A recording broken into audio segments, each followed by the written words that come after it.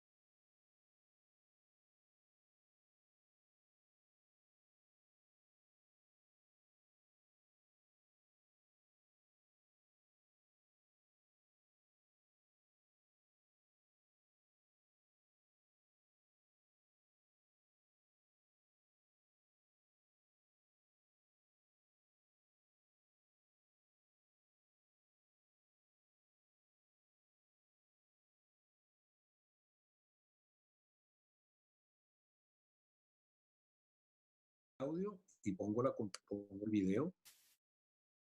Ahora sí me estás viendo. Ok. El que no ha entrado. Todo el mundo te está diciendo, oye. Ya.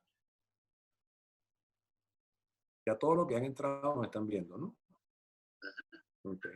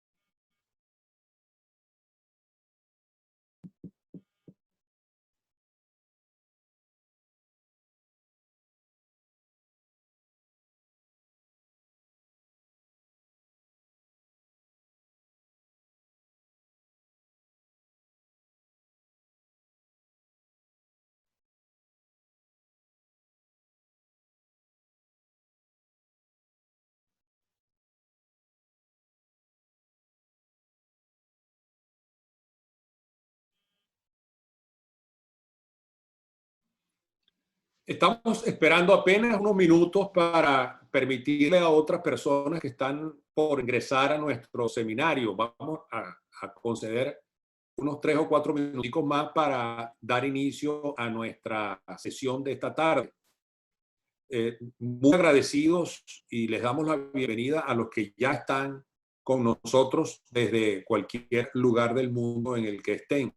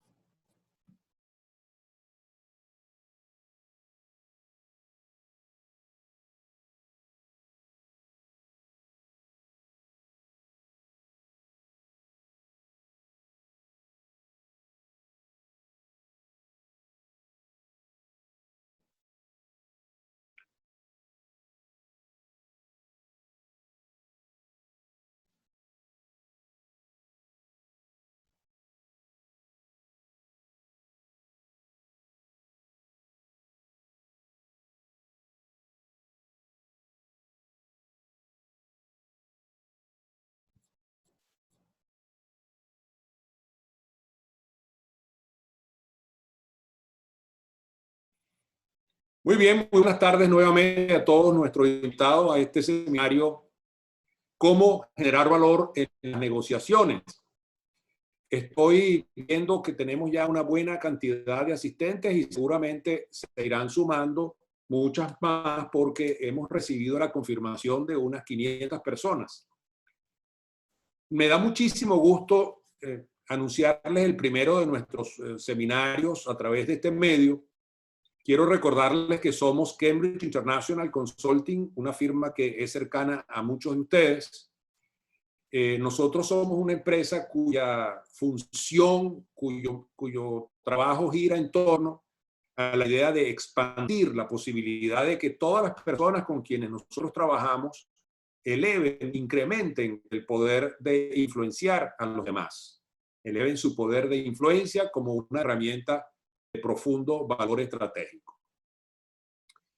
Para desarrollar el contenido de este seminario, vamos a contar con 2 personas y el trabajo de ambos a lo largo de los años en nuestra América Latina y también en algunos otros países de Europa y también en los Estados Unidos, suma una cantidad impresionante de gente quienes han conocido directamente de ellos su planteamiento sobre la manera de generar valor en las negociaciones.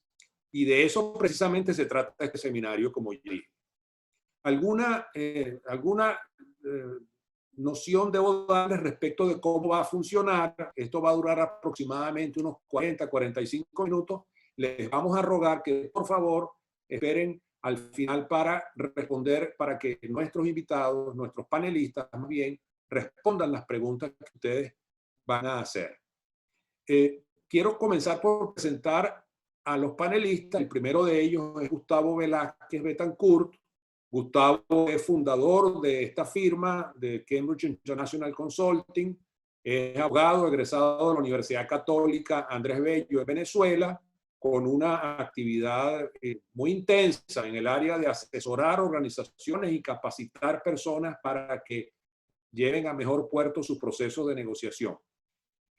El siguiente panelista es Alberto Suárez Ledo, egresado también de la misma Universidad Católica Andrés Bello en Venezuela, como psicólogo, y Alberto ha desarrollado también un trabajo muy intenso en el mundo de la negociación y como dije antes, ha participado en numerosísimos encuentros de capacitación y asesoría en este mundo. Mi nombre es Álvaro Benavides La Greca, los voy a dejar a ustedes con ellos dos. Quiero decirles que próximamente tendremos un seminario sobre comunicaciones, que es el área de mi interés más especial. Así que los dejo con Gustavo y Alberto, que van a hablar de este crítico tema de cómo generar valor en las negociaciones.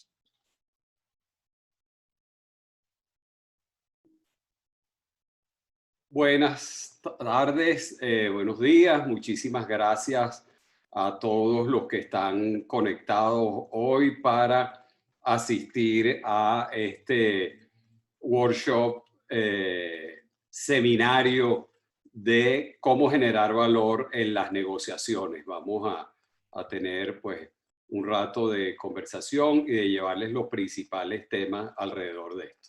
Alberto. Un placer, un gusto enorme compartir con ustedes esto que nos apasiona, que es el tema de negociación y cómo mejorar los resultados. El día de hoy vamos a compartir con gente de todas partes de América Latina y probablemente de otros sitios más allá, y nos centraremos en este lo que ustedes ven aquí, que es el de cómo generar valor en las negociaciones, dado que es la forma que tenemos nosotros para generar y asegurar valor y generar progreso, dicho sea de paso, y riquezas. Tenemos pues una reflexión y una promesa para hacerles para iniciar este viaje en donde estaremos juntos. La generación de valor depende de la calidad de tu estrategia.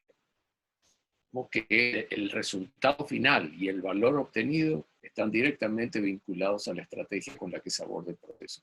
Y una promesa que queremos recalcar a esta actividad de hoy: la calidad de tu estrategia depende de tus paradigmas y tus suposiciones sobre el proceso de negociación, cómo abordar el proceso, cuáles son mis percepciones, mis suposiciones previas antes de ir y cómo manejo yo el proceso durante la negociación. Así que queda allí nuestra promesa. Le dejo para el día de hoy y le dejo la palabra a Gustavo. Pues sí, bueno, mucho de toda esta metodología que hemos desarrollado es producto de la praxis, de estar en muchísimas situaciones de la vida real, en empresas, en organizaciones sociales, políticas, en temas diplomáticos, de tal manera que lo que traemos aquí es producto de la praxis, del aprendizaje, mezclado pues con los últimos desarrollos que sobre estos temas de negociación con base al modelo de Harvard hemos desarrollado pues en los últimos años, ¿no?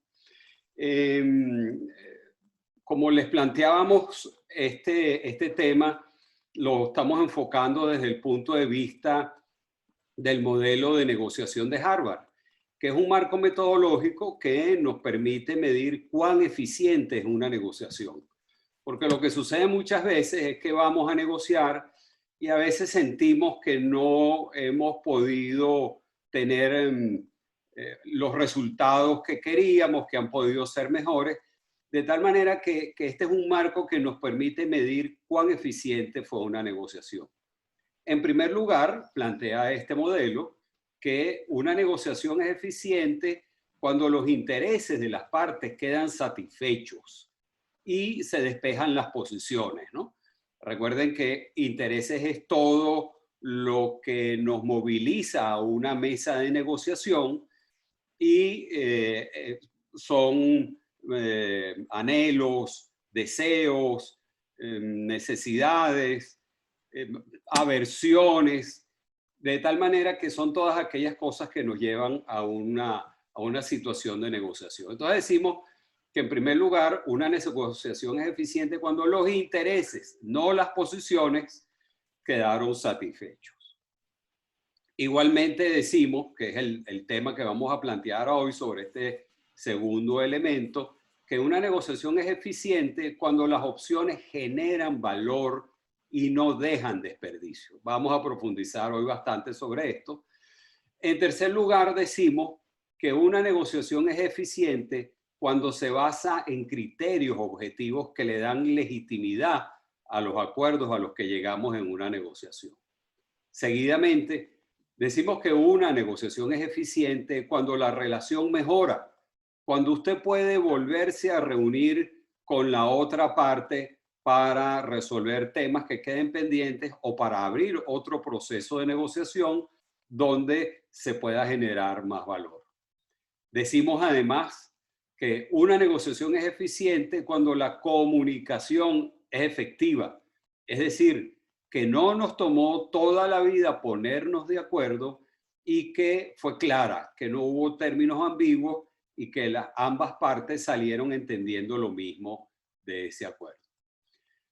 Entendemos además que una negociación es eficiente cuando estamos claros en el contexto, cuando conocemos el contexto, la realidad que nos rodea. No es lo mismo una negociación en el Perú que en Colombia o en República Dominicana. Seguidamente, entendemos, y esta es una fuente de mucho valor que vamos a tratar hoy, que un acuerdo es eficiente, una negociación es eficiente cuando el acuerdo al que llegamos es mejor que nuestra alternativa. Recuerden, alternativas son todas aquellas cosas que yo puedo hacer fuera de la mesa de negociación sin contar con la otra parte.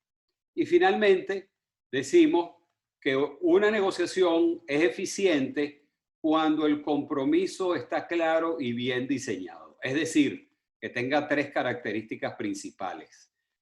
Que sea factible, que sea suficiente, es decir, que esté todo previsto y que sea operacional, de tal manera que todas las partes sepan lo que deben hacer, cómo y cuándo. Este es el modelo de negociación de Harvard que hemos explicado rápidamente y hoy nos vamos a concentrar como título de este seminario en el segundo elemento que mencionamos, en las opciones, cómo generar valor y no dejar desperdicio en el proceso de negociación. Ahora, para entrar ya en materia, ¿qué sucede por lo general en nuestras negociaciones? ¿Qué nos dice la praxis de la negociación? Que hay unos paradigmas donde muchísimos nosotros hemos trabajado, reaccionamos o negociamos, que son paradigmas dominantes, tradicionales, que lo que hacen es destruir valor. Por ejemplo, para ponerlo en lenguaje coloquial, hay quienes dicen, bueno, el que pega primero pega dos veces, déjame ganarle yo aquí al otro, ¿no? No sé si les parece conocido ese dicho. Hay otros que plantean que si ve a su competidor ahogándose, ayúdelo a morir, ¿no? Hay quien piensa que uno es el único que puede existir en el mercado, independientemente del producto, del servicio que usted preste, y hay quienes actúan de esa manera y entrenan a muchas personas a funcionar de esa manera. Hay otros que dicen, a mí nadie me gana, que se aparten de mi camino, y bueno, se llevan por delante por lo general a muchas cosas y posibilidades de generar valor. Hay otros que dicen, yo debo llegar primero que el otro, si no pierdo mi honor o mi dignidad. Hay quienes dicen, ganar, ganar. Ustedes han escuchado esa expresión, ¿no? Si nosotros le preguntáramos a ustedes ahora, ¿ustedes creen en el ganar, ganar? Bueno, nuestra experiencia nos dice que una gran mayoría respondería que sí. Pero si profundizamos, hay un gran grupo que dice sí, ganar yo y ganar yo otra vez, ¿no? Hay quienes entienden el ganar, ganar de esa manera, ¿no? Ganar yo dos veces. Hay otros que dicen, bueno, para yo ganar, el otro tiene que perder. Es el paradigma, es ese juego ganar-perder. Vamos a ver más adelante que Alberto nos va a explicar ese tema del ganar-perder, de los juegos suma cero. Hay otros que funcionan es bajo la ambición absoluta, ¿no?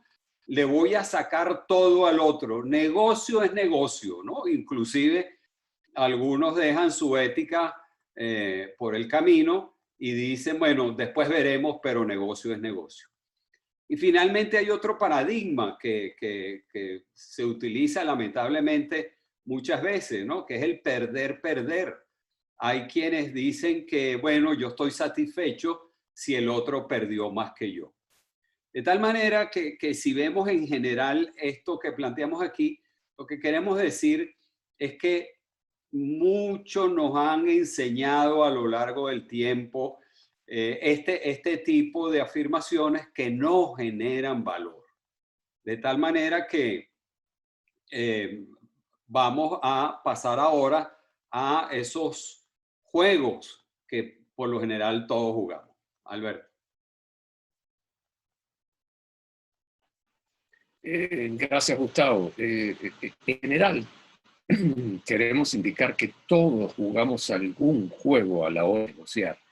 Y hay juegos que generan valor y otros que obstruyen la generación de valor. Así que es verdad, todos jugamos algún juego y unos de ellos destruyen valor.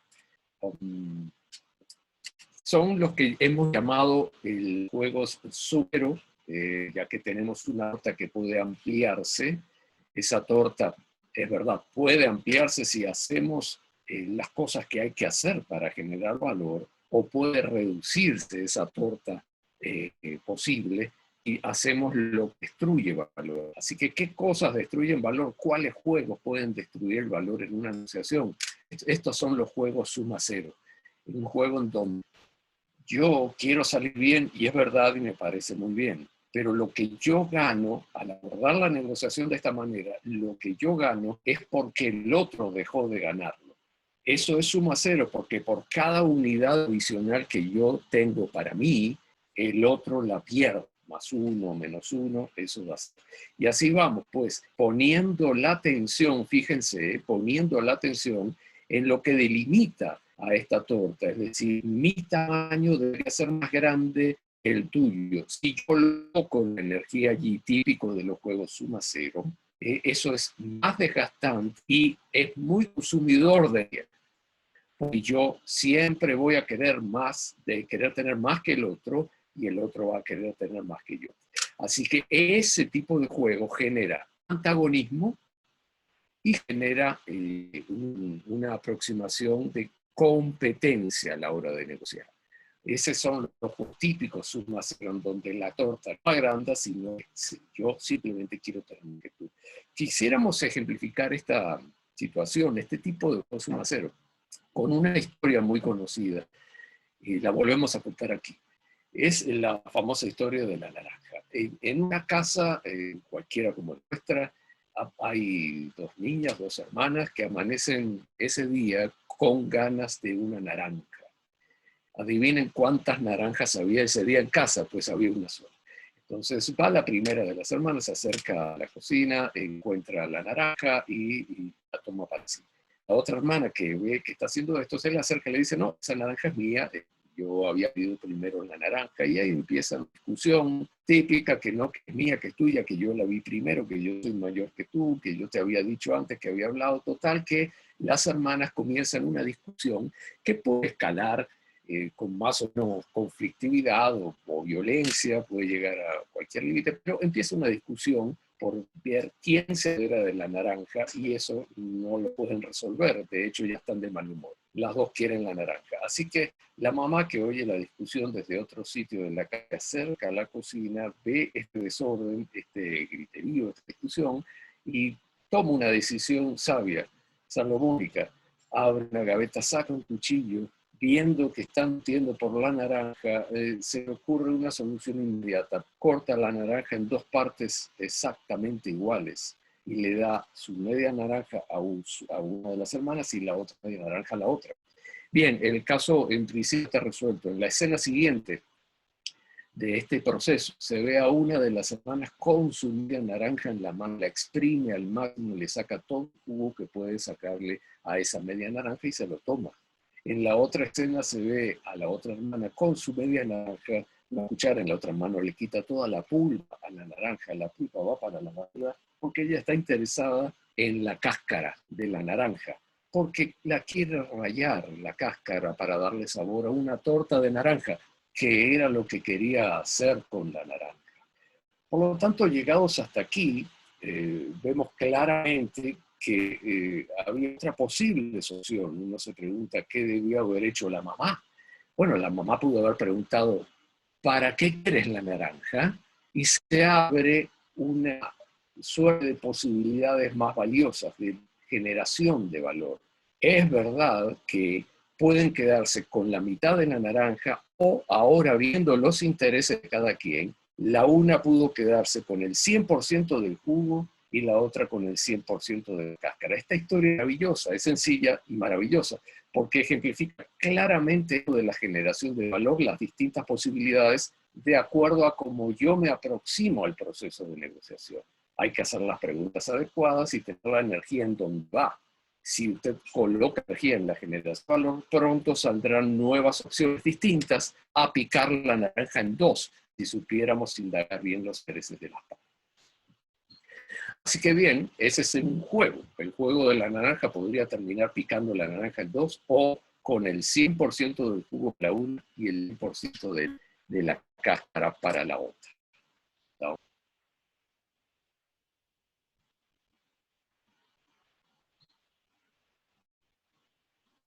Ajá, estaba prendiendo el micrófono. Bueno, así como vimos, todos jugamos un juego. De ahí nace, bueno, jugamos el juego del amor, jugamos el juego del comercio, jugamos el juego de las subastas, jugamos el juego de la política, de la diplomacia, de tal manera que alrededor de eso siempre estamos buscando cómo generar más valor. Pero acabamos de ver unos ejemplos que se usan tradicionalmente que precisamente no generan más valor y muchas veces destruyen valor, ¿no?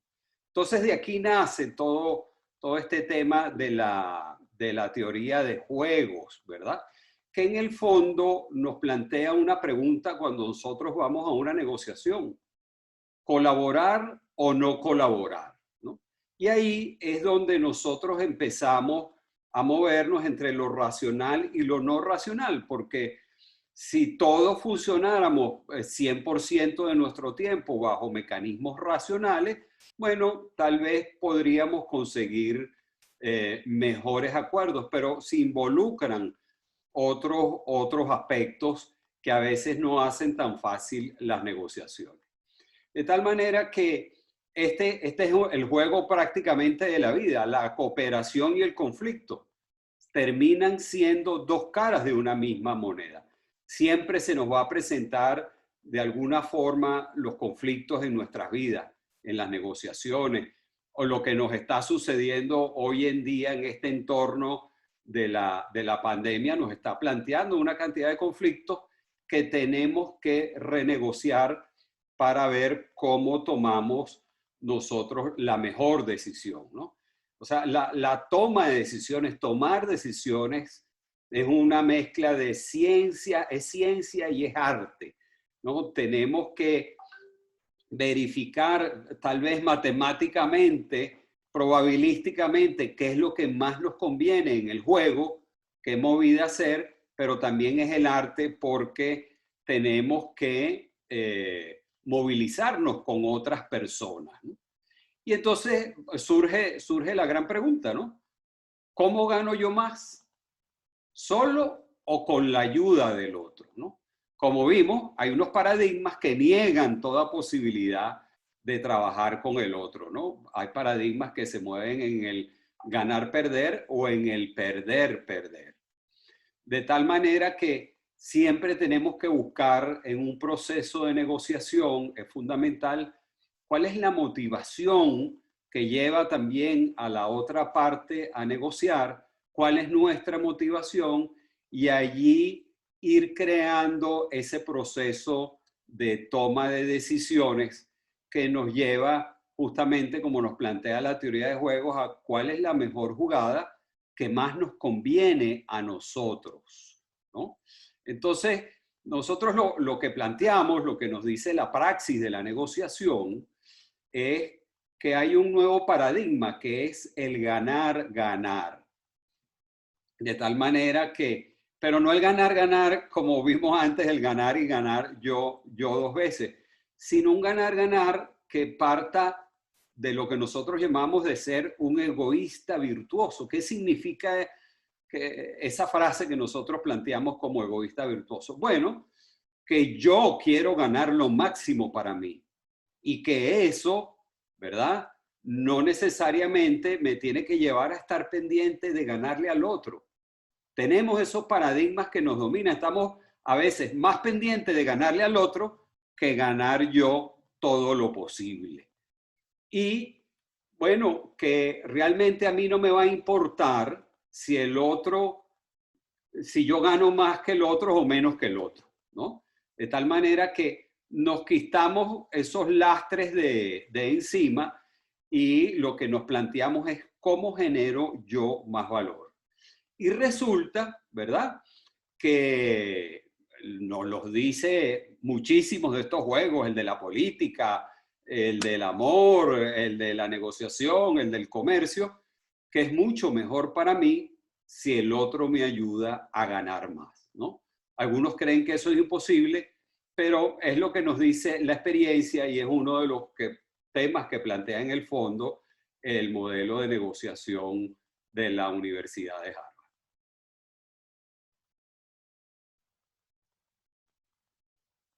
El micrófono, Alberto.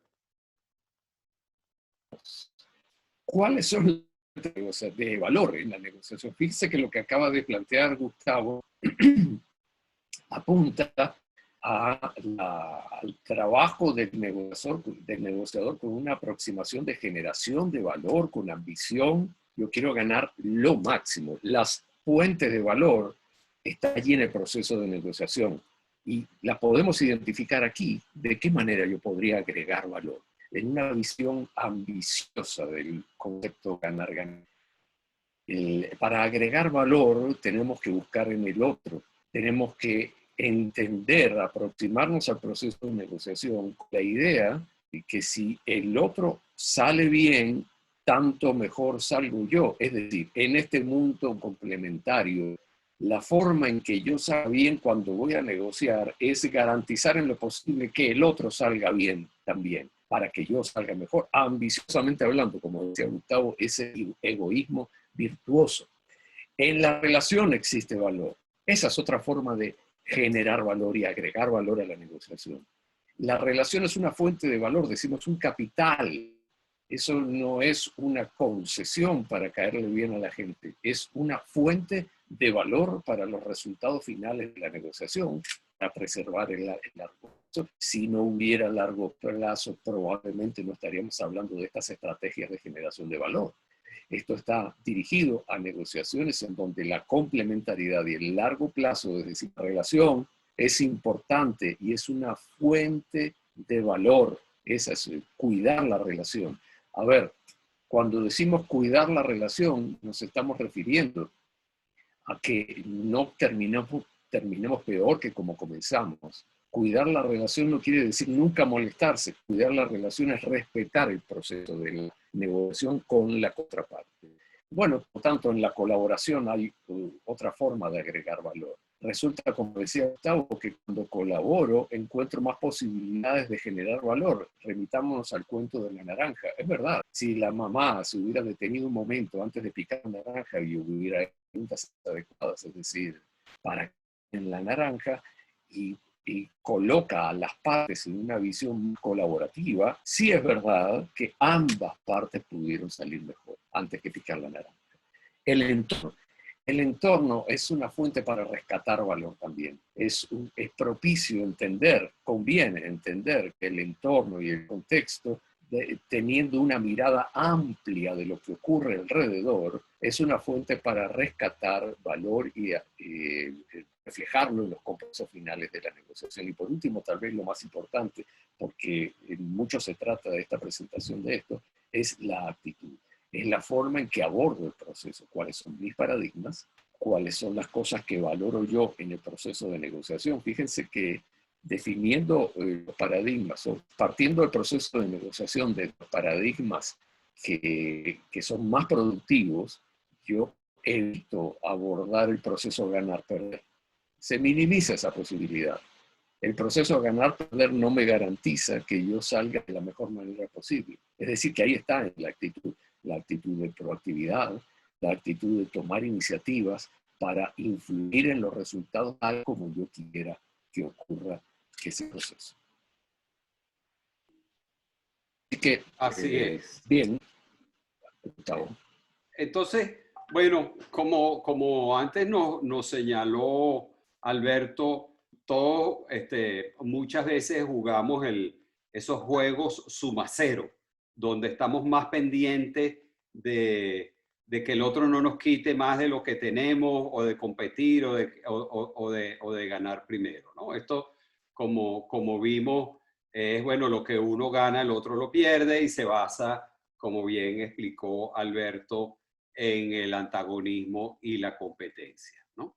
Y entonces, bueno, ¿de qué se trata? Como decía Alberto, hemos invertido mucho tiempo, o por lo general invertimos mucho tiempo, tratando de ver, tiempo y energía, tratando de ver quién se lleva el pedazo más grande de la torta, del pastel, ¿no? Son tensiones de lado y lado. Nosotros lo que planteamos es que nos concentremos en agrandar la torta, en hacerla más grande, ¿verdad? En hacerla crecer. ¿Por qué? Porque si nosotros logramos tener una torta, un pastel más grande, y a mí me toca la menor parte, bueno, siempre va a ser más grande que la mitad o la otra parte de una torta más pequeña. Entonces la energía debe estar precisamente en hacer crecer el valor de esta organización. Por ejemplo, de esta negociación. Hay varios ejemplos. Por ejemplo, trabajamos con varias telefónicas en Latinoamérica en varias ocasiones, ¿no? Y coincidían más o menos los temas. Era la época en que había varias telefónicas celulares en los países, en Ecuador, en Venezuela, etcétera, y tenían que definirse las tarifas de interconexión entre una compañía y otra. Bueno, nos contrataron como facilitadores de un proceso de negociación para hacer que todo el proceso se aligerara, se hiciera con orden, se manejara bien la información y fuera eficiente, que es uno de los temas, como les hemos dicho, que genera el modelo de negociación de Harvard, y una de las promesas que nosotros siempre mantenemos, ¿no? Que los procesos de negociación sean eficientes, en menos tiempo, con menores costos, ¿no? Y entonces, bueno, las empresas de telecomunicaciones empezaron o vivían en el primer paradigma, viendo quién le quitaba al otro un pedazo del mercado. Y cuando entraron en esta negociación de ver estas tarifas de interconexión, que era tal vez la concreción de ese pugilato por ver quién le cobraba más al otro o quién ganaba más dinero que el otro, de repente entendieron, al ver el nuevo paradigma, que ellos lo que eran juntos los dueños del mercado, y que si ellos trabajaban juntos en ampliar las posibilidades del mercado de telecomunicaciones, en ese mercado, entre ambos podían hacer crecer la torta, de tal manera que, bueno, ya a quién le quedaba el pedazo más grande del mercado. Bueno, eso dependía precisamente de la eficiencia de cada quien, de las ofertas de cada quien, pero ya no partían de acabar con el otro, sino de cómo entre los dos podíamos generar más recursos para repartirnoslos entre los dos, ¿no? Ese es un ejemplo muy claro del ganar-ganar. Podemos encontrar otros en la política y en otros tipos de negocios, ¿no? Entonces, aquí tenemos otra manera de graficar esto de cómo agregar valor, cómo generar valor en nuestras negociaciones.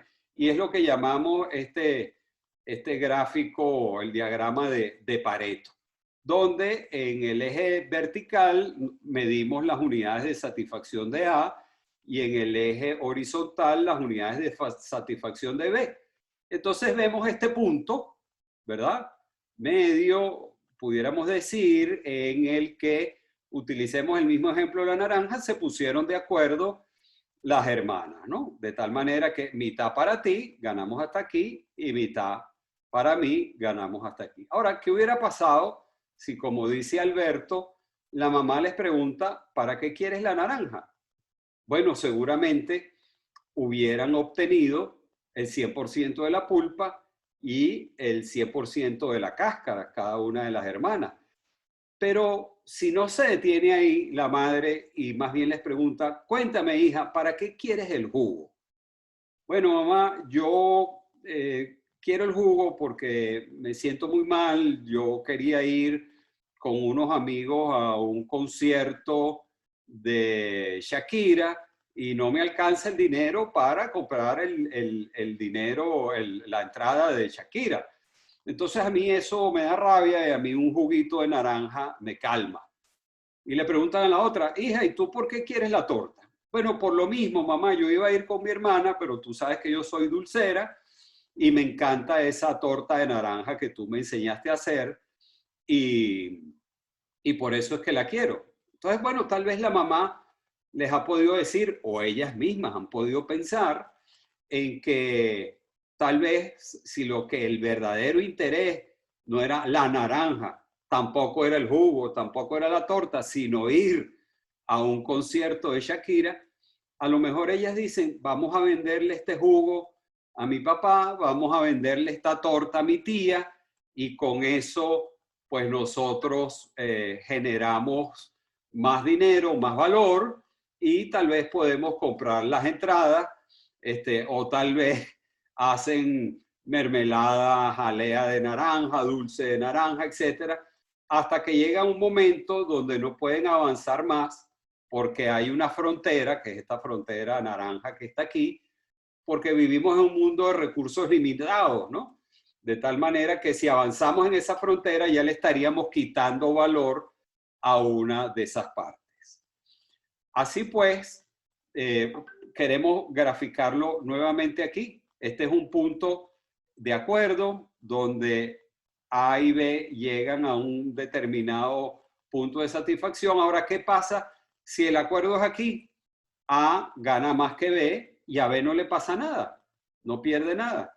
Y si el acuerdo es aquí, bueno, mejor a B y a A no le pasa nada. Esto lo que nos quiere decir es que hay todo un campo de posibilidades de agregar valor. Toda esa zona rayada que está allí son posibilidades de generar más valor. Uno de los gurús de la negociación de la Universidad de Harvard, el profesor Howard Raifa, él decía, entréguenme cualquier negociación que yo se las mejoro. Y decía naturalmente, me dan un porcentaje de lo que yo les logre mejorar.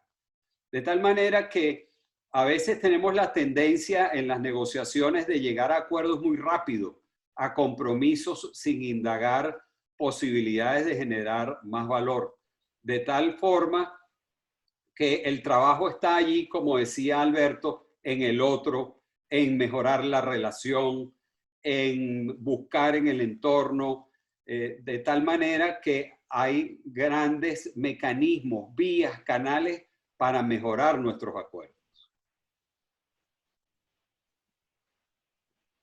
Bien, vamos a hablar a continuación de un concepto íntimamente ligado a esto de la generación de valor sobre la mesa, con datos más duros como los límites, los precios, las cantidades. Es un tema muy recurrente en los procesos de negociación y también en las consultas que nos hacen. Hablando de las consultas que nos hacen, vemos que tenemos en conexión más de 120 participantes con tanto gusto y que están, muchos de ellos, estamos acopiando muchísimas preguntas que les recuerdo, serán tomadas en cuenta en la fase final de esta presentación. Vayamos con el anclaje y gracias por estar allí. El anclaje se refiere a un aspecto típico de las negociaciones que ocurre cuando aparecen las cifras sobre la mesa y se ha definido así, anclaje, porque una vez que aparecen cifras sobre la mesa, la discusión se gira en torno a la cifra que se ha puesto sobre la mesa con mucha facilidad. Por lo tanto, el primero que coloque la cifra sobre la mesa tiene la capacidad de anclar la conversación, la discusión sobre los temas. Así que es un sesgo cognitivo habitualmente presente en los procesos de negociación. No solo en los procesos de negociación, esto ocurre en otros ámbitos también, de la interacción humana. Es un sesgo cognitivo que es compartido por todos, es decir, que es una tendencia común. Usted y yo, incluso sabiendo de qué se trata el concepto de anclaje, una vez que se coloca la cifra sobre la mesa, nos vemos impelidos a hablar de la cifra que nos colocaron sobre la mesa. De ahí en adelante, el que ancló la discusión fue el que puso la cifra primero, y de ahí en adelante es probable que comencemos a regatear o a hablar de qué me cobra tanto, o por qué vale lo que usted dice que vale, etc. Fíjense que la discusión está siendo, digamos, conquistada por el tema, porque puso primero el tema sobre la mesa. Es una tendencia común. También actúa sobre la primera información que aparece sobre la mesa, especialmente de los números, de las cantidades. Así que la primera cifra siempre va a actuar como un ancla. Recuerden que es un sesgo cognitivo entre nosotros. Sí, es verdad, afecta al resultado final. Por eso, con lo que ha mencionado Gustavo sobre la generación de valor y cómo ocurre en la mesa de negociación y la aproximación que tiene, es importante conocer el efecto del anclaje y de las primeras cifras. Afecta al resultado final. Y la primera cifra jala toda la discusión, pues, sobre esa cifra. Y fíjense que tiene mucho más impacto en la medida en que tengamos más incertidumbre sobre el proceso, sobre la contraparte, menos preparado. Si yo estoy menos preparado, el anclaje funciona, este sesgo funciona. Veamos un ejemplo aquí. Pongamos que existe, pues, un vendedor que está... perdón, antes de pasar al ejemplo, conviene definir el concepto de alternativa para pasar luego al ejemplo. Por eso ponemos aquí anclaje y alternativa. Es primordial identificar mi plan B antes de ir a negociar.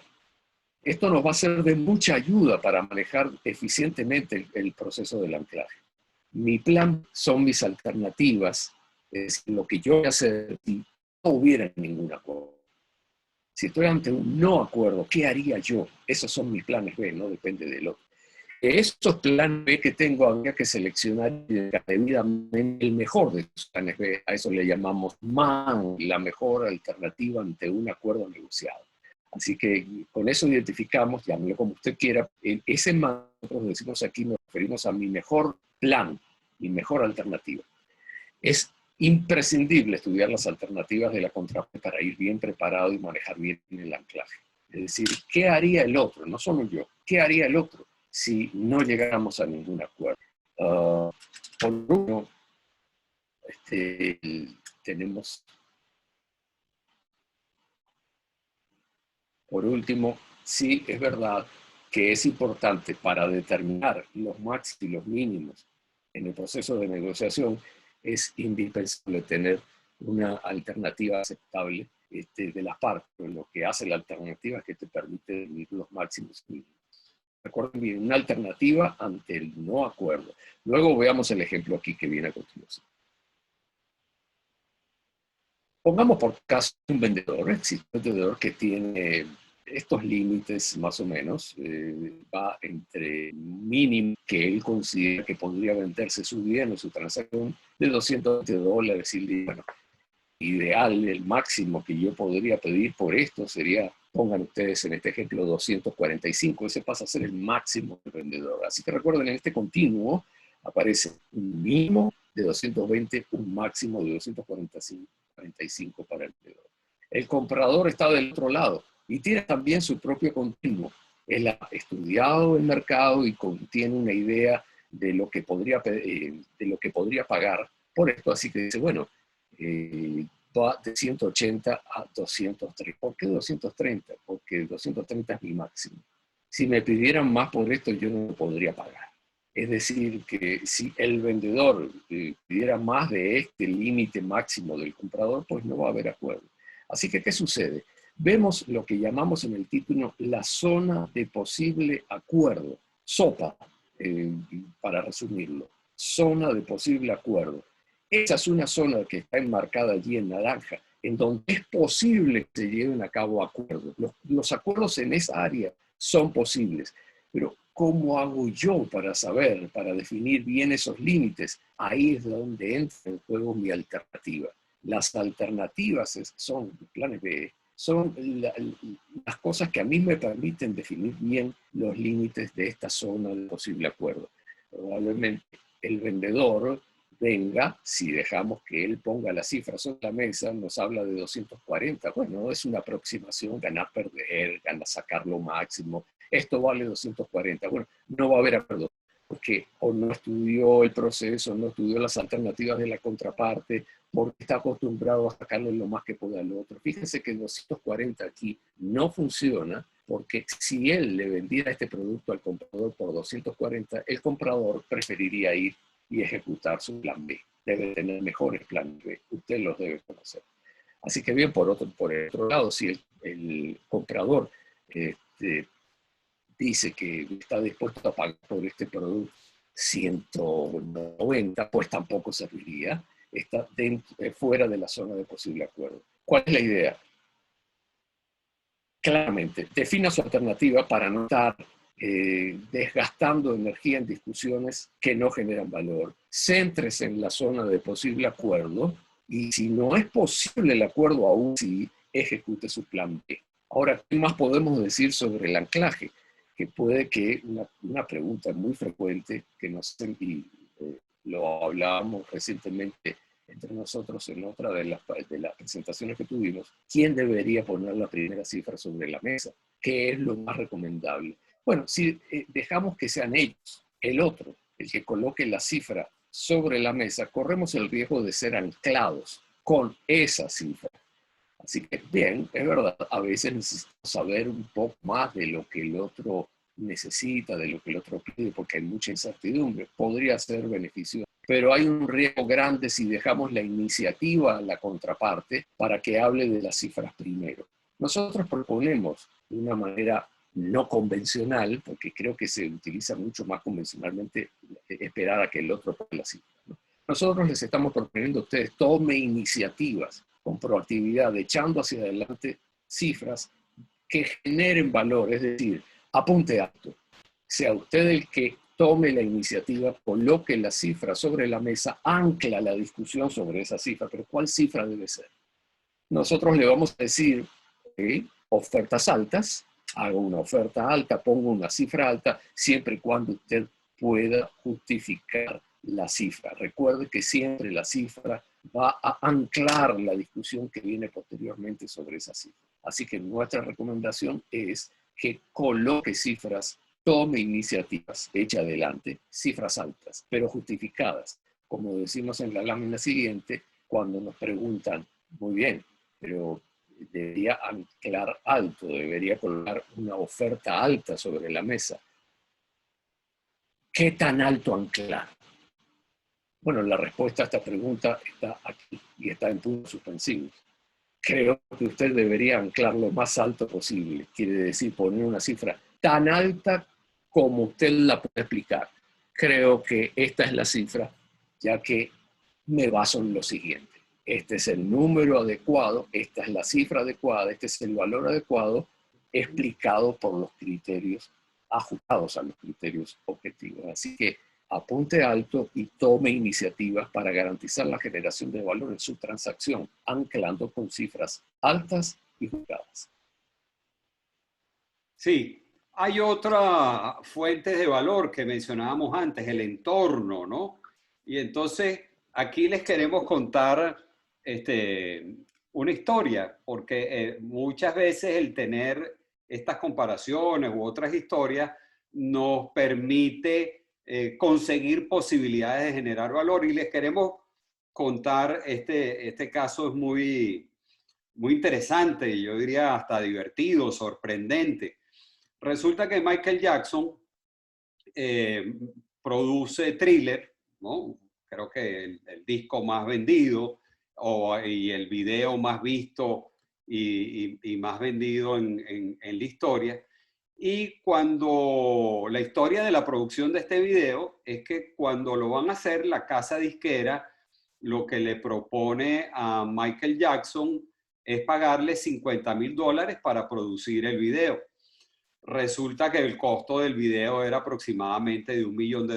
Entonces, Michael Jackson le pregunta a su abogado John Branca le dice, John, ¿cómo hacemos? Entonces, John Branca era una persona muy creativa, su abogado, y le dijo, vamos a hacer algo, Michael, vamos a vender los derechos de cómo se hizo Thriller. Bueno, efectivamente había gente, bastantes ofertantes dispuestos a pagar por esos derechos de cómo se hizo Thriller, y vendieron los derechos tal cual por $1 millón y con eso pudieron producir el video. Bueno, cuando el video estaba listo, Michael Jackson llama un día a John Branca, su abogado, y le dice, John, ¿tienes el video en tu escritorio? Le dice, no, lo puedes conseguir, necesito que lo tengas en tu escritorio. Ese video es nuestro, ¿verdad? Sí, Michael, ya lo busco. Entonces vuelve a llamar a Michael y le dice, Michael, ya tengo el video aquí en mi escritorio. Michael Jackson le dice, bueno, destrúyelo. Inmediatamente destrúyelo. Si no lo destruyes, voy a ir al infierno. Entonces John Branca le dice, pero Michael, eso es una locura. No es ninguna locura. Voy a ir al infierno si tú no lo destruyes. Y si tú no me haces caso, yo te voto a ti como mi abogado y contrato a otro abogado y le pido que lo destruya.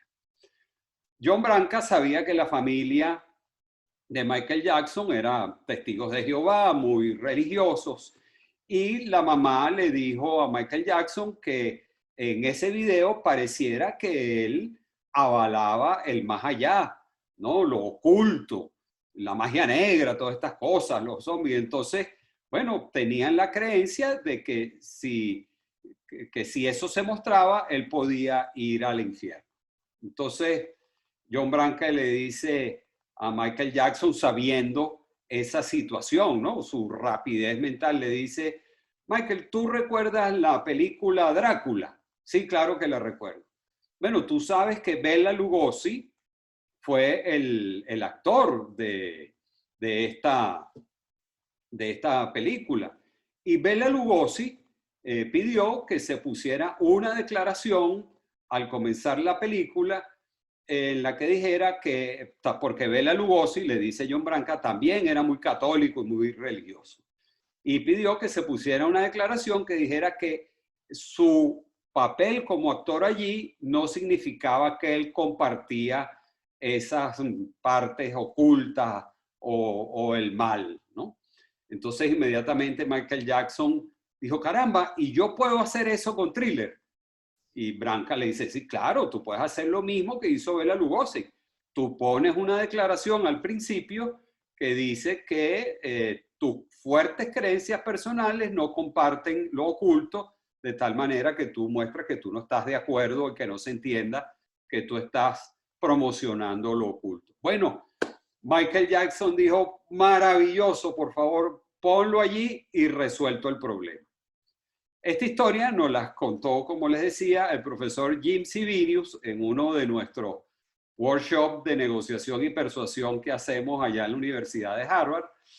Y entonces nos cuenta el profesor Sivinius que le pregunta a John Branca, a quien entrevistó como gran negociador. Le dijo, John, ¿y cómo sabías tú eso que dijo Bela Lugosi para la película de Drácula? Entonces dice John Branca, no, yo no lo sabía, yo lo inventé en el momento, ¿no?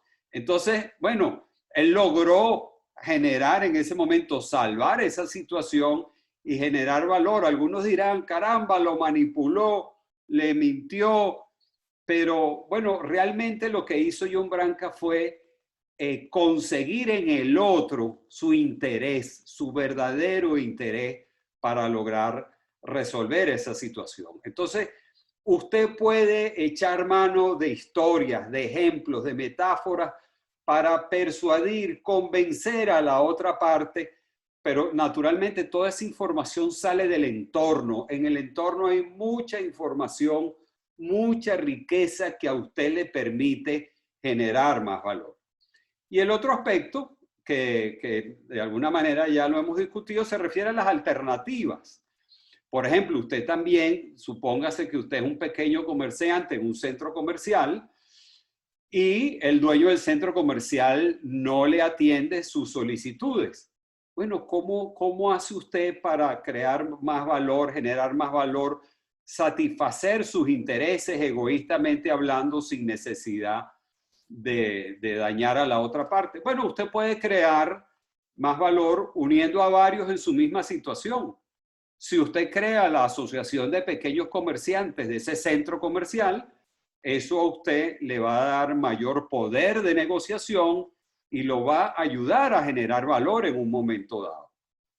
Y lo otro, que es muy importante en toda negociación, es que usted vaya construyendo su alternativa, ¿no? Lo que llamábamos antes su plan B. Es decir, ¿qué pasa si yo no puedo seguir contratando con quien contrato actualmente? Yo debo tener alternativas, debo tener un plan B. Entonces, tal vez hoy no lo tenga, pero si usted lo va construyendo y va buscando diferentes caminos, como dice esta flecha, tal vez usted va a conseguir alternativas o mecanismos de tener un mejor poder de negociación que al final lo lleven a generar más valor en esa negociación en la que ustedes están. De tal manera que nosotros les planteamos unos nuevos paradigmas para generar valor en nuestras negociaciones, ¿no? Podemos decir que la negociación, en definitiva, es un mecanismo conjunto para generar riquezas. Depende de cómo lo veamos, ¿no? Otro mecanismo, Alberto, por favor, sigue tú adelante. El pensamiento ganar-ganar aumenta el tamaño de la torta. Fíjense que estamos apuntando a una forma de abordar el proceso.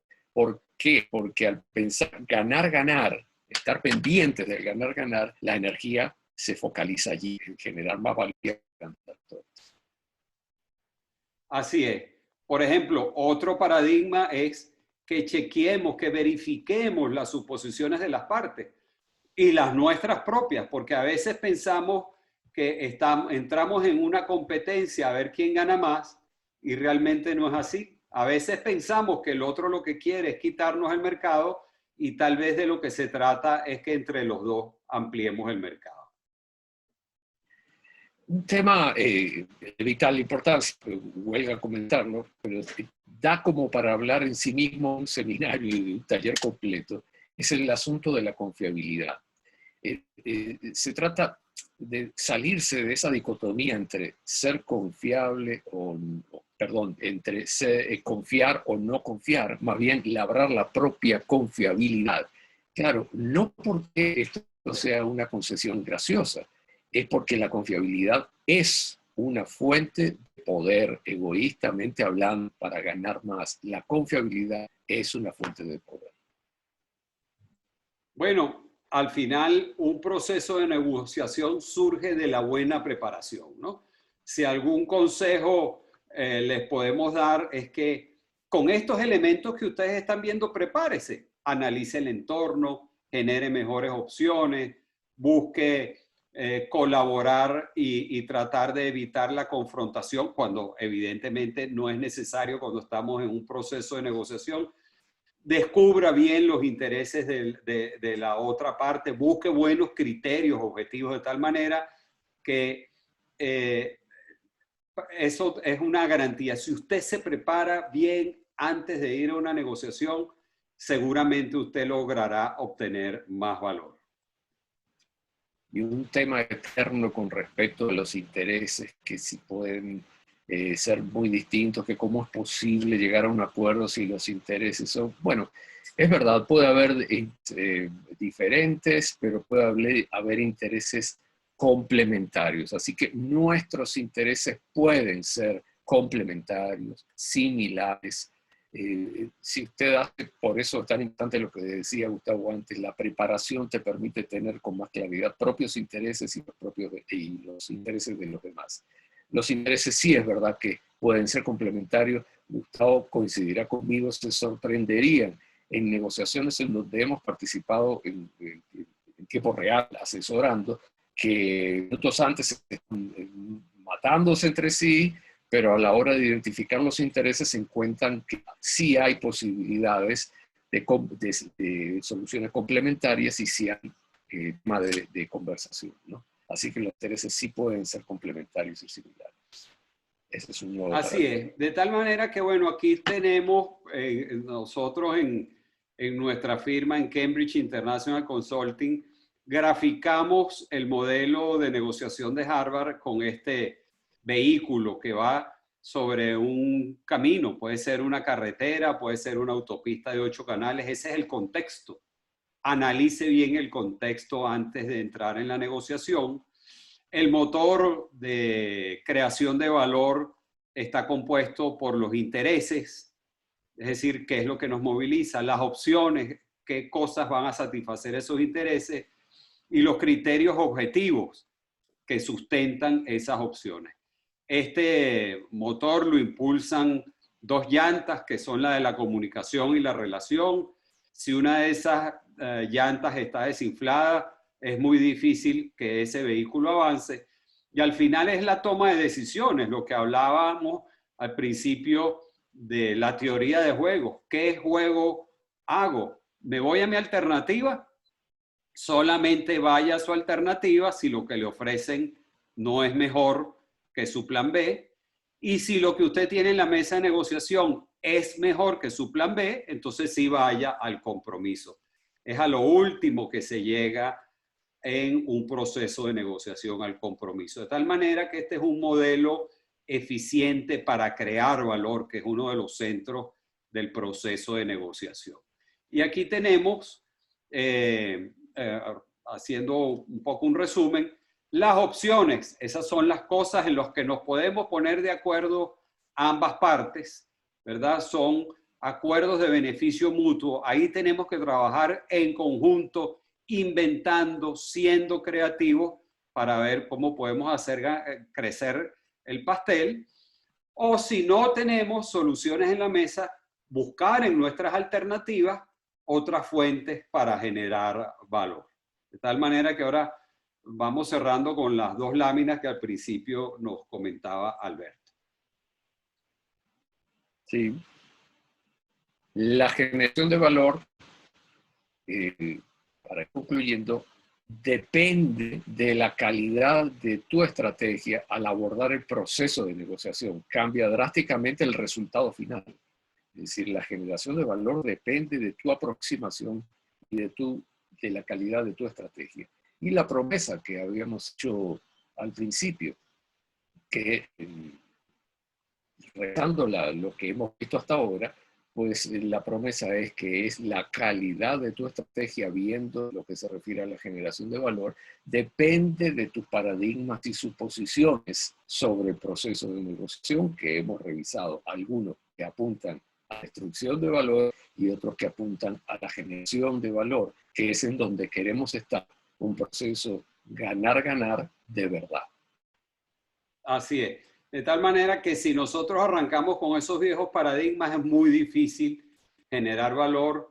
El tema es ver toda esa fuente de recursos que les mostramos, que son las vías, los canales para generar valor en sus negociaciones dentro de ese esquema que llamamos de egoísmo virtuoso, donde yo quiero ganar más, pero resulta que para eso hay otros caminos e inclusive la colaboración del otro. Bueno, ya hemos llegado al final de esta exposición y queremos invitarlos ya para un taller más amplio donde vamos a hablar con más profundidad de todos estos 8 elementos, que es nuestro taller online de negociación, que lo vamos a hacer el 27 y 28 de agosto.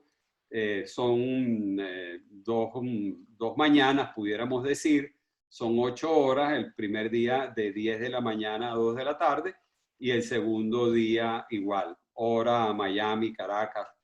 De tal manera que, bueno, este es el modelo alrededor de la generación de valor.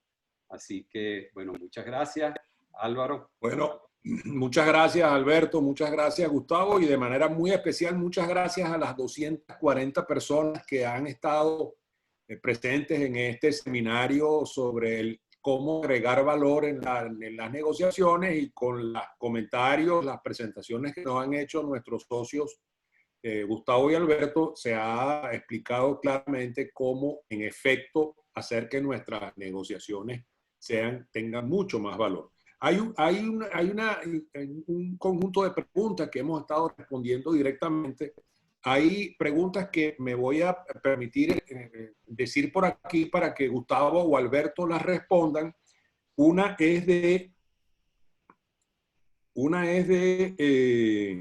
ya la veo aquí, de Raúl Bueno. Raúl Bueno pregunta, ¿cómo lograr que la otra parte busque ganar cuando su único interés es obtener lo máximo para sí mismo? A ver quién quiere responder esa pregunta. Sí, Se me ocurre lo siguiente. Ajá, Gustavo, adelante. sí. Bueno. Naturalmente, lo que hemos hablado, ¿no? La actitud de nosotros frente a una negociación.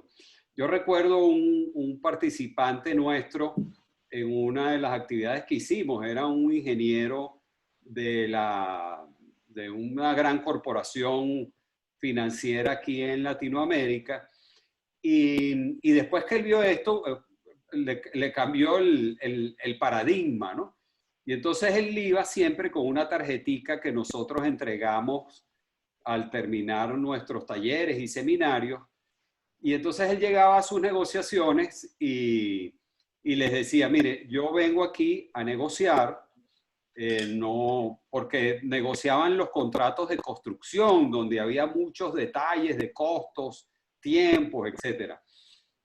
De tal manera que él iba más bien con una función didáctica y le planteaba, en resumidas cuentas, este modelo donde empezaba a analizar esencialmente los intereses de la otra parte y lo que estamos hablando hoy, cómo el otro, porque no se trata de uno solo, cómo el otro podía generar más valor, cómo el otro podía ganar más dinero del que estaba esperando, ¿no? Entonces, en ocasiones nos toca hacer un poco ese trabajo didáctico y tratar de no solamente hacerle entender al otro que uno no está para atropellarlo, y tratar de que el otro descubra que juntos se puede generar más valor. Es posible que no lo entiendan. Hay negociaciones complicadas, difíciles, y a veces hay negociaciones imposibles, ¿no? Con el caso de la lamentable situación en Colombia con la época de las guerrillas, bueno, conseguimos que Tiro Fijo nunca quiso negociar. Esa fue una negociación imposible. Él se murió trancado en su posición. Él jamás buscó opciones, el ganar. Él definitivamente decidió eso, ¿no? Hemos visto otras negociaciones internacionales de conflictos tan graves como esa de Colombia, donde se han logrado acuerdos, como en El Salvador, como fue en Nicaragua, como fue en la antigua Yugoslavia. Alberto. Muchas gracias, Gustavo. Una pregunta por acá. Si me permite. Adelante, Alberto. Agrego un par de cosas nada más. En estrategia no podemos perder de vista, así que en negociaciones complicadas que no tienen salida fácil, es imprescindible comenzar a negociar con un buen plan B, de manera que tengamos plan de salida. Y en segundo lugar, es muy difícil que la gente vaya en contra de la satisfacción de sus propios intereses cuando hacemos un buen trabajo y generamos ideas que solucionan las necesidades de la contraparte. Reaccionarán de mil maneras, pero es muy difícil que vayan en contra de sus intereses, volverán por sus fueros. Muy bien, aquí hay una pregunta que seguramente será de mucho interés para uno de nuestros dos panelistas, que sucede que es abogado. Gustavo, te voy a pedir que por favor la responda, porque tiene que ver con la profesión que tú ejerces. Pregunta Andrea Israel, ¿cómo crear valor como mediador si existe tensión entre el abogado y su cliente? Bueno, muy interesante, ¿no? Bueno, yo me gradué de abogado, como dice un colega nuestro, ya me corregí.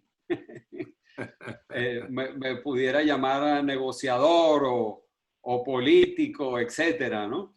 Pero bueno, no, sin duda, eso sucede mucho. Los abogados, con el perdón de mis colegas que estén aquí, a veces por ser tan precisos en las normas, entorpecemos los acuerdos de nuestros clientes, ¿no? por querer buscar la última garantía prevista en el código, en la ley, en el reglamento, a veces desvirtuamos la intención de acuerdo de las partes. Pero uno de los elementos que vamos a tratar en nuestro taller, que es más extenso, es el tema de la relación. Un poco lo que está planteando allí, ¿me recuerdas el nombre, Álvaro, de la persona que preguntó? Andrea Israel.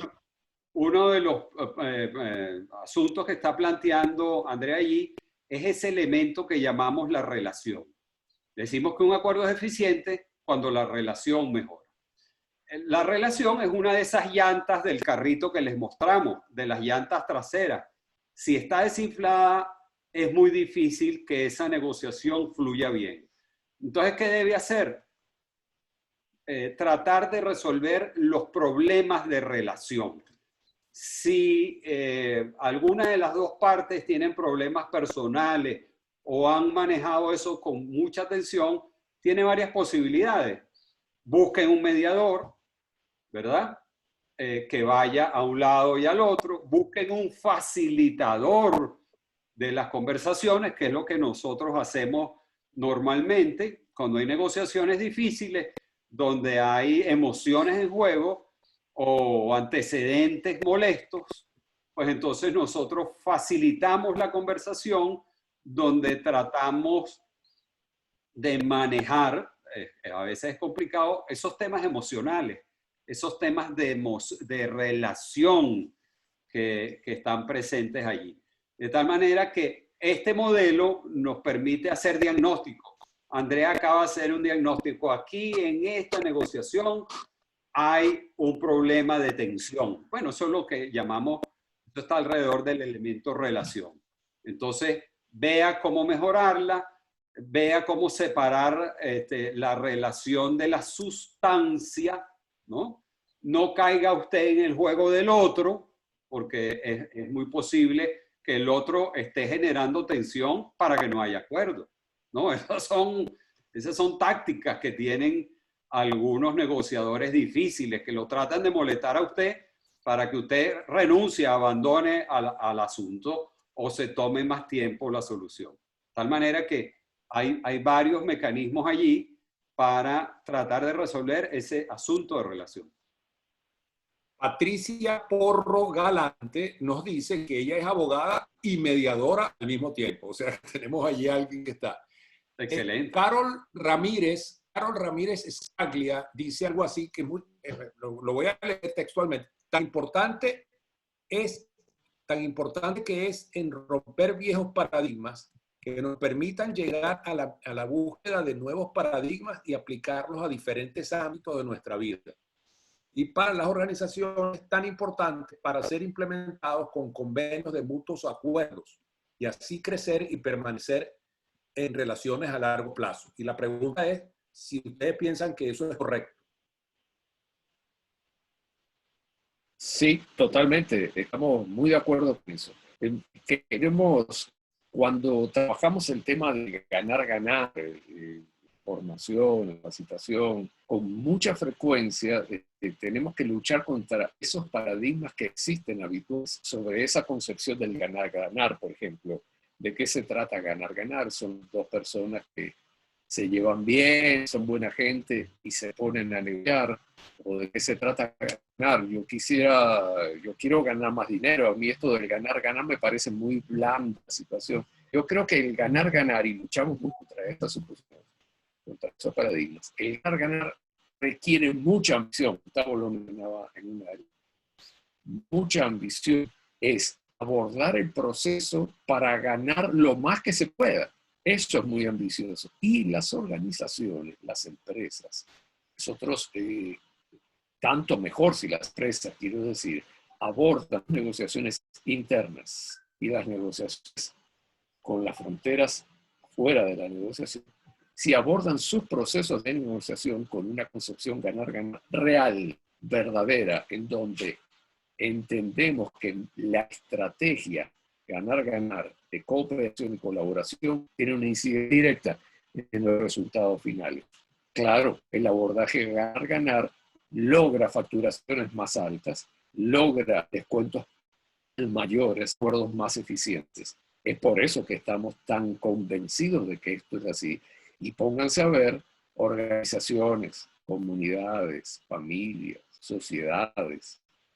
Si algunas están mejor que otras, si unas generan más valor o menos valor, ustedes verán que la diferencia está en la forma en que... No hay duda, queridos amigos, que han despertado ustedes muchísima curiosidad entre nuestros asistentes, porque siguen llegando preguntas. Voy a permitirme leer varias y les daremos respuestas igualmente. Martín Paz nos pregunta qué estrategia utilizar para generar valor cuando la premisa del cliente es no comprar o evitarle en todo caso, o evitar la venta en todo caso. Cita el caso de los clubes vacacionales. No sé si entiendo bien la pregunta. Dicen... La pregunta dice, ¿qué estrategias usar para generar valor cuando la premisa del cliente es no comprar o evitarla en todo caso? Ok, bueno, si usted es un vendedor, ¿verdad? Y la otra parte que sucede mucho, no quiere comprar, bueno, naturalmente usted tiene que comenzar por tratar de entender cuál es la necesidad, cuál es el entorno de esa persona. A lo mejor esa persona tiene otro club, es decir, tiene ya una alternativa distinta a su oferta. Y vamos a suponer que definitivamente esa persona no quiere comprar. Bueno, pero esa persona es una fuente de valor, ¿no? Por eso decíamos en el otro hay fuente de valor. Por ejemplo, pedirle algún referido. A lo mejor esa persona sí tiene algún referido. Ahí usted podrá estar capturando valor si usted está tratando de vender. O usted podrá estudiar a la otra persona, ¿no? En el sentido de por qué razones no quiere comprar. Son razones económicas, son razones de tiempo, son razones de gustos. Y allí usted va formando su bagaje como negociador, como vendedor. Tal vez tenemos previsto también hacer un taller de persuasión, ¿no? Hay un elemento que lo utilizan los clubes vacacionales de una manera tremenda. Cuando me refiero a clubes vacacionales son los tiempos compartidos, que es el tema de la reciprocidad. Ustedes ven cómo muchos clubes le regalan a usted unas entradas a unos parques, un crucero, un fin de semana en una playa paradisíaca, para que en medio de su agradecimiento, en el ser humano es natural agradecer, corresponder. Entonces lo atrapan a uno, a veces eso pasa de persuasión a manipulación, ¿no? Pero bueno, hay elementos allí que a usted lo pueden ayudar. A lo mejor usted le brinda desde un café, un saludo, una buena conversación, un libro que usted le dé, usted mejora la relación allí y es posible que en ese momento usted no lo convenció, pero bueno, lo podrá hacer más adelante o habrá ganado una buena relación para efectos de otros asuntos de interés de ambos. Me voy a permitir tomar dos preguntas más para nuestros panelistas y cerrar la sesión. Un comentario, Gustavo. Andrea te dice, muchísimas gracias por tu comentario, y dice que también se corrigió. Ahora, a pesar de que es abogado, ejerce solo como mediadora. Así que, bueno, que se un una par de preguntas. Un par de preguntas. Se une al equipo de Cambridge. Así es. Roberto Cuellar pregunta, ¿qué podemos hacer diferente hoy en nuestras organizaciones, en nuestras negociaciones, perdón, para llegar a acuerdos, ganar, siendo que en tiempos de crisis como ahora puede ser difícil que ambas partes salgan ganando? Bien, me atrevo a contestar esa pregunta tan interesante. Voy a parafrasearla a ver si estamos en la misma página, Álvaro. ¿Qué se puede hacer en concreto hoy en negociaciones en las que en un ambiente de tanta crisis es probable que a la gente le cueste mucho generar valor? ¿Anda por ahí la pregunta, si la entendí bien? Te la repito, ¿qué podemos hacer diferente hoy en nuestras negociaciones para llegar a acuerdos ganar, siendo que en tiempos de crisis como este puede ser difícil que ambas partes salgan ganando? Bien, más preparación, un lado, más preparación. Sí es verdad que en los tiempos de crisis hacen, una de las consecuencias que tienen, porque la negociación está en todas partes, una de las consecuencias que tienen es que los procesos de intercambio sean más complicados, es verdad.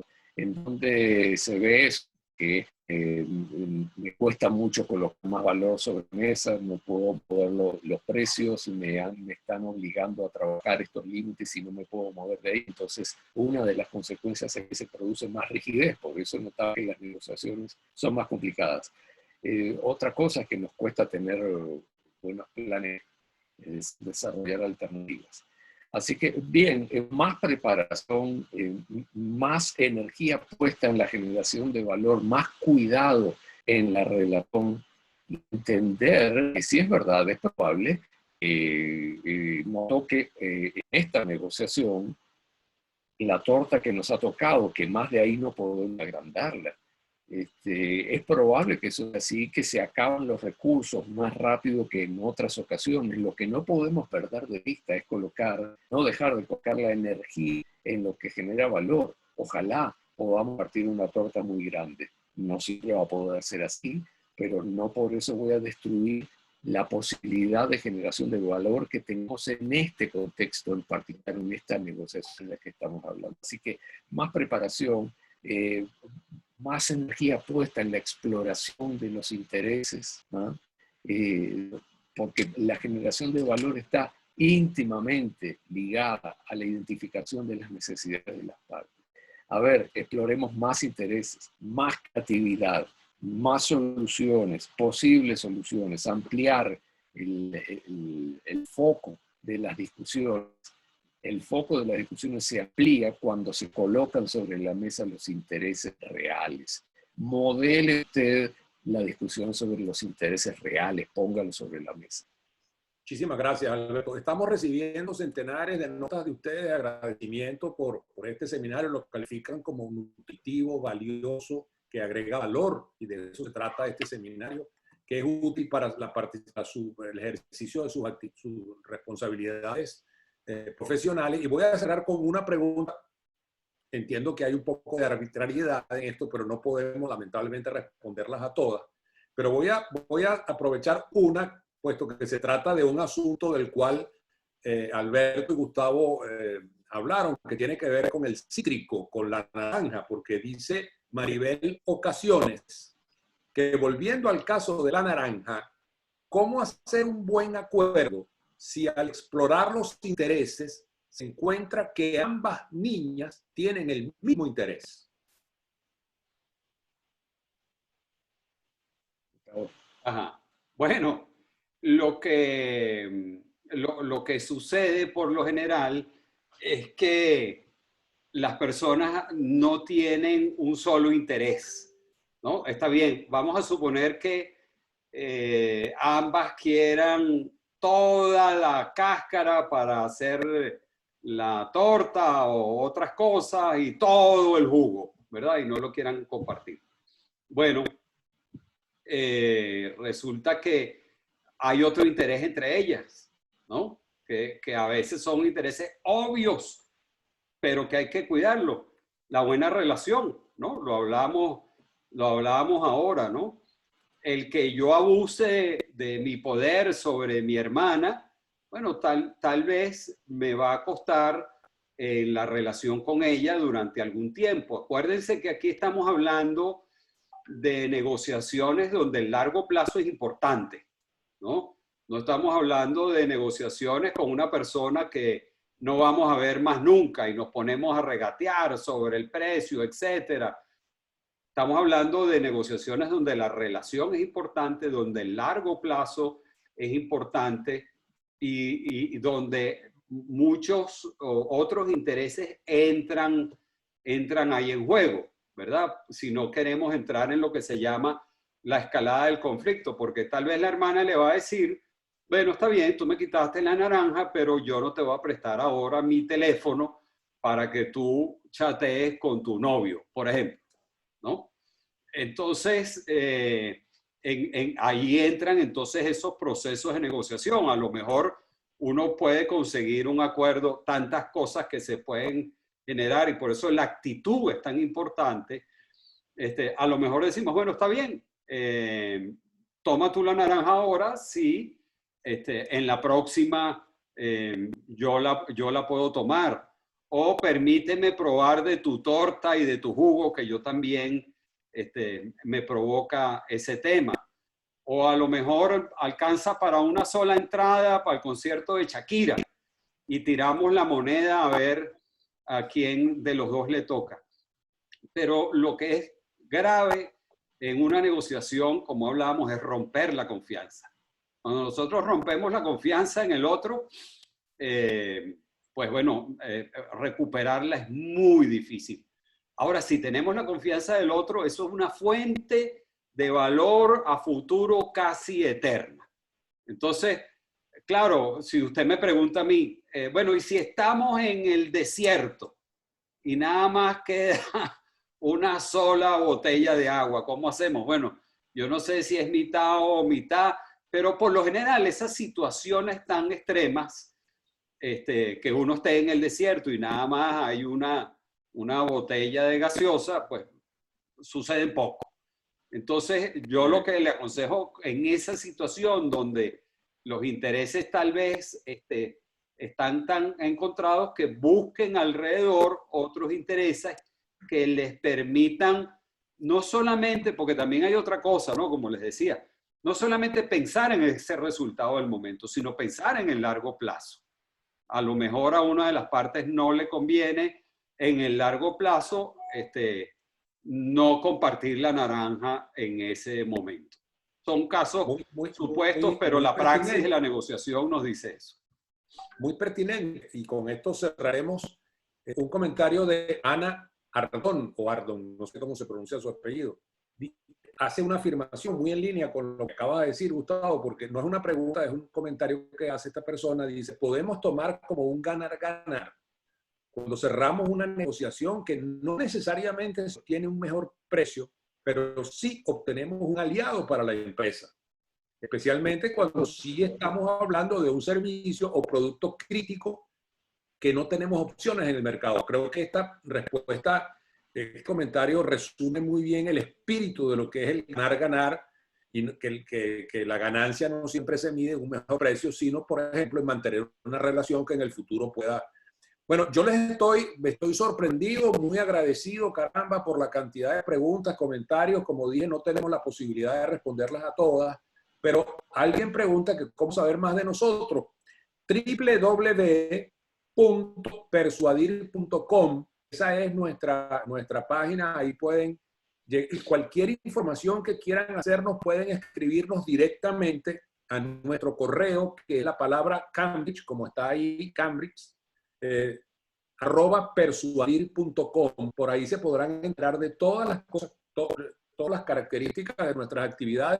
Alguien pregunta que cómo hace para inscribirse en el taller online del que habló Gustavo, precisamente a través de la página Cambridge @persuadir.com o visitando nuestra página en la web. Antes de despedirnos, reitero la gratitud, y hablo por el nombre de mis socios Alberto y Gustavo, que sentimos todos en nuestra empresa por la masiva asistencia, por la participación, los comentarios tan inteligentes, tan atractivos, tan nutritivos que hemos escuchado, que hemos visto en el chat y en las preguntas.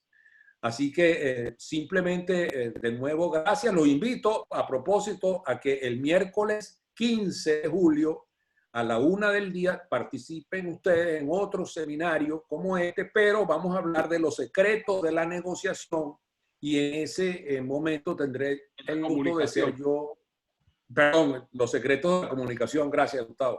Los secretos de la comunicación, un seminario que tendré el gusto de dirigir, por supuesto, también acompañado de mis socios Alberto y Gustavo. Así que pasen ustedes muy buenas tardes y seguimos comunicados. Muchas gracias. Un placer. Hasta luego. Un gran placer. Gran placer. Gracias.